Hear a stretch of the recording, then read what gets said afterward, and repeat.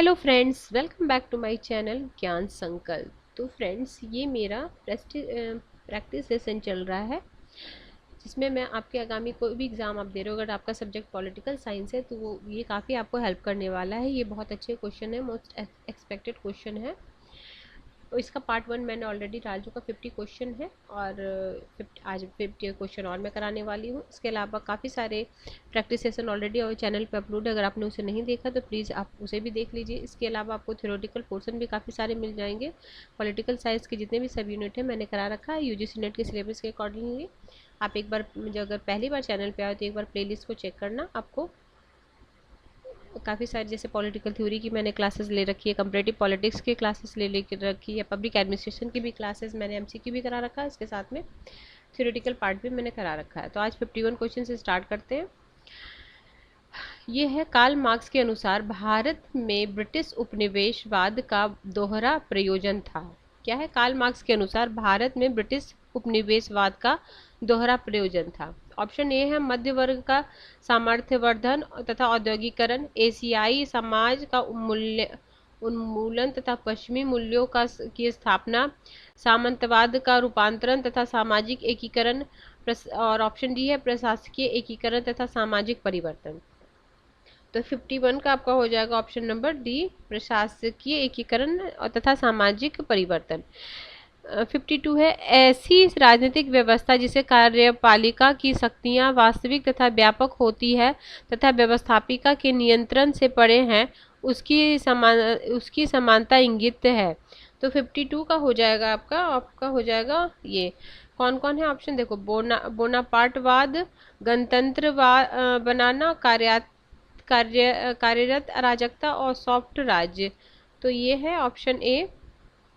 अगला है, नौकरशाही संबंधी मैक्स वेबर के विचारों में प्रस्तुत निष्कर्ष। तो नौकरशाही की राजनीतिक प्रतिबद्धता होनी ही चाहिए। ऑप्शन बी है, व्यवहार में स्पष्ट है कि राजनीतिक नौकरशाही को भ्रष्ट बनाती है। सी है, राजनीतिक से संबंध सर्वाधिक प्रभावी भूमिका का निर्वाह नौकरशाही करती है एवं वर्ग नहीं। डी है, लोक सेवक का शासन श्रेष्ठतर है। तो आपका 53 का हो जाएगा आंसर ऑप्शन नंबर ये डी। अगला है 54 क्वेश्चंस, दलगत निकटता से परे विशेषज्ञों की विभागाध्यक्षता पद पर नियुक्त करना, जहां संभव है वहां राजनीतिक व्यवस्था।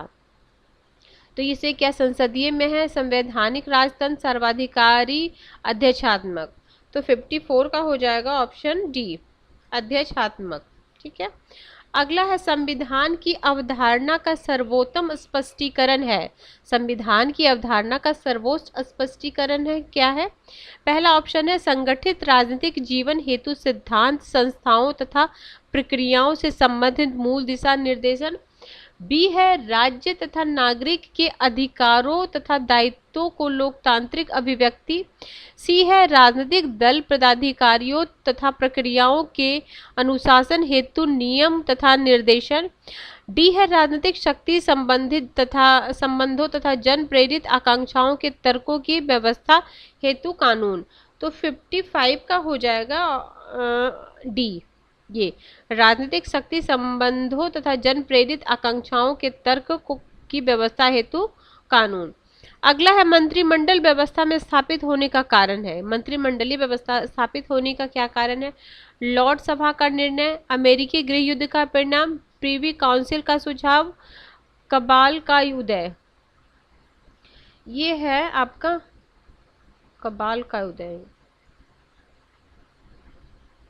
इसको बाद में मैं डिस्कस करूंगी इस क्वेश्चन को फ्रेंड। अगला चलते हैं, विधि का शासन का अर्थ है। विधि का शासन का क्या अर्थ है? तो विधि के शासन का अर्थ है निरंकुश शक्ति की अनुपस्थिति। ठीक है, निरंकुश शक्ति की अनुपस्थिति है विधि के शासन। और भी 4 ऑप्शन देख लो, देखो, न्यायपालिका की सर्वोच्चता, प्रतिनिधि के चयन का अधिकार, संविधान की परम निर्णायकता। तो सब में ये निरंकुश शक्ति की अनुपस्थिति, जब विधि का शासन होता है तो इसमें निरंकुश शक्ति की अनुपस्थिति होती है।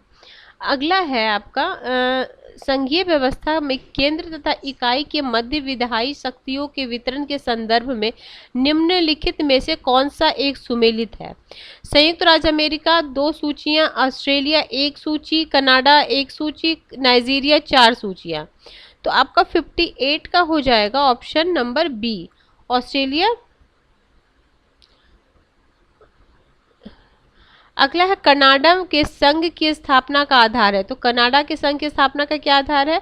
ब्रिटेन की संसद। इसका हो जाएगा आपको 59। में चारों ऑप्शन आपको पढ़ देती हूँ। पहला है ब्रिटेन की संसद के विधेयक द्वारा औपनिवेशिक शासन का रूपांतरण, स्वायत्त प्रांतों का एकीकरण, स्वतंत्र प्रांतों का एकीकरण और औपनिवेशिक शासन तथा उपनिवेशों के मध्य समझौता। तो ऑप्शन है ब्रिटेन की संसद के विधेयक द्वारा औपनिवेशिक शासन का रूपांतरण, यह कनाडा के संघ की स्थापना का आधार। 60 क्वेश्चन है, संयुक्त राज्य अमेरिका को संघीय व्यवस्था का एक विशिष्ट गुण है। तो जो संयुक्त राज्य अमेरिका है उसमें संघीय व्यवस्था की एक विशिष्ट गुण है, तो क्या है? ऑप्शन है राज्य में पृथक संविधान तथा विच्छेद का अधिकार, राज्य के गवर्नर के कार्यकाल राष्ट्राध्यक्ष के प्रसाद पर्यंत, अविनाशी राज्य का अविनाशी संघ, राज्यों का पृथक संविधान किंतु ध्वज अभिन्नता। तो आपका 60 का हो जाएगा ऑप्शन सी। ये मोस्ट इंपॉर्टेंट क्वेश्चन है, अविनाशी राज्यों का अविनाशी संघ। ठीक है,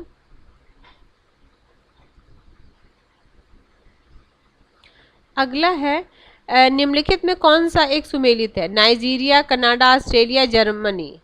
तो नाइजीरिया कौन सा एक सुमेलित है? तो इसमें हो जाएगा, तो इसमें है आपका ये नाइजीरिया है। प्रत्येक इकाई के प्रतिनिधित्व स्वरूप केंद्रीय मंत्रिमंडल को कम से कम एक मंत्री। ठीक, ये सही सुमेलित है। खैर ये आपको नाइजीरिया तो पढ़ना नहीं, लेकिन कनाडा, ऑस्ट्रेलिया और जर्मनी तो कनाडा का देखो प्रांतों में अवशेष शक्तियाँ निहित है, तो ये गलत है। एक सुमेलित है, तो ये वाला सुमेलित, बाकी सब गलत है। अगला है संविधानवाद की सर्वोच्चतम व्याख्या है। तो संविधानवाद की सर्वोच्चतम व्याख्या क्या है? तो इसमें क्या है? न्यायपालिका तथा जनमत द्वारा शासन पर नियंत्रण, ऑप्शन नंबर डी।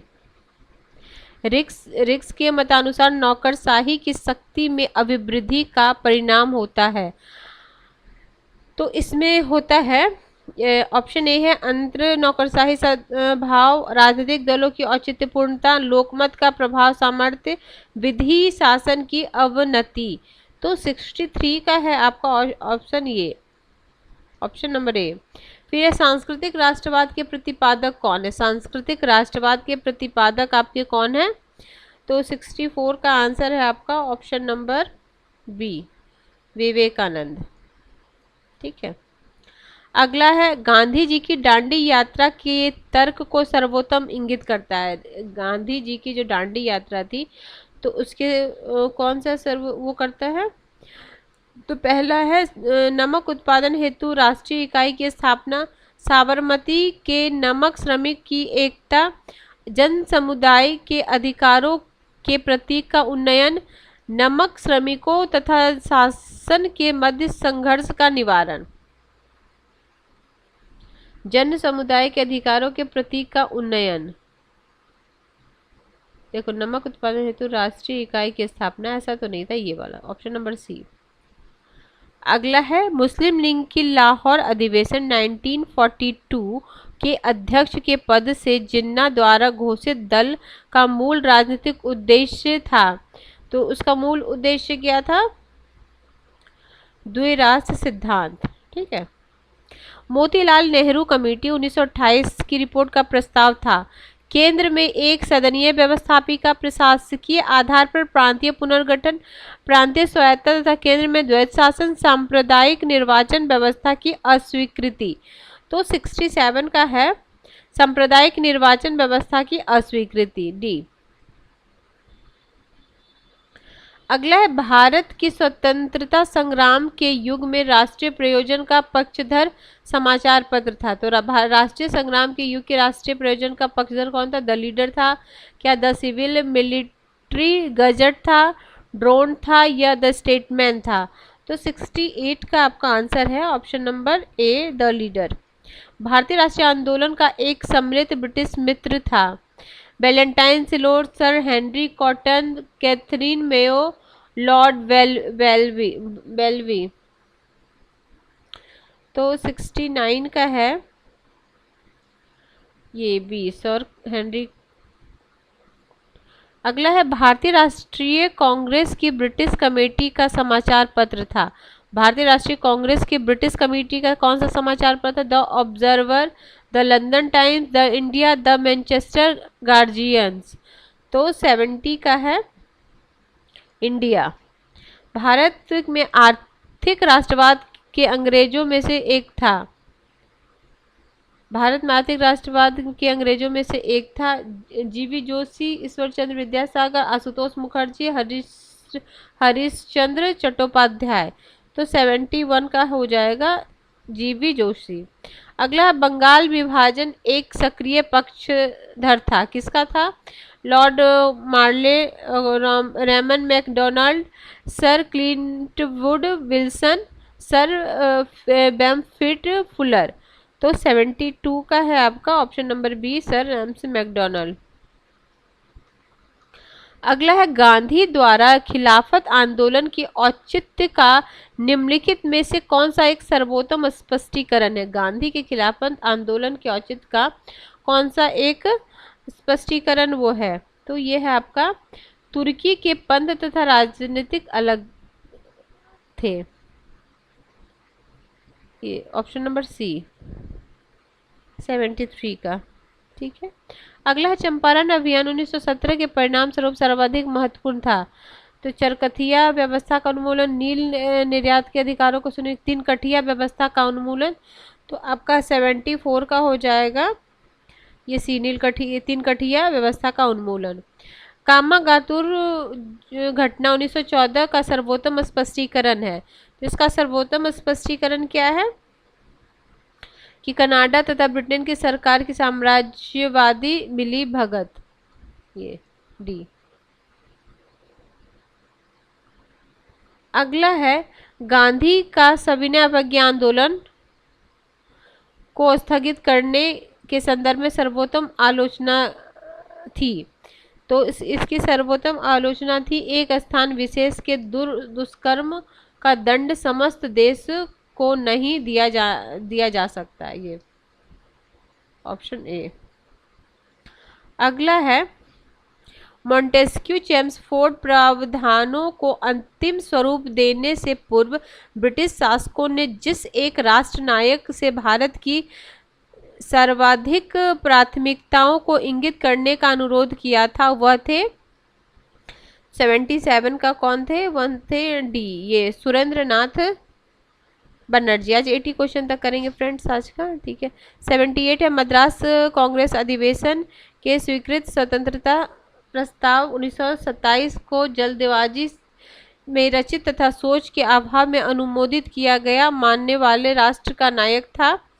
तो ये था आपका 78 का हो गया ये मोहनदास करमचंद गांधी। फिर आमरण अनशन के परिणाम स्वरूप जेल में शहीद होने वाला 1929 क्रांतिकारी कौन थे? ये तो 70 जतीन दास। Option A.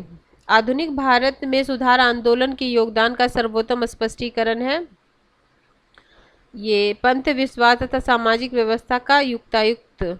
Option D. तो ठीक है फ्रेंड्स, आज हमने मोस्ट इम्पॉर्टेंट 30 क्वेश्चन किए हैं।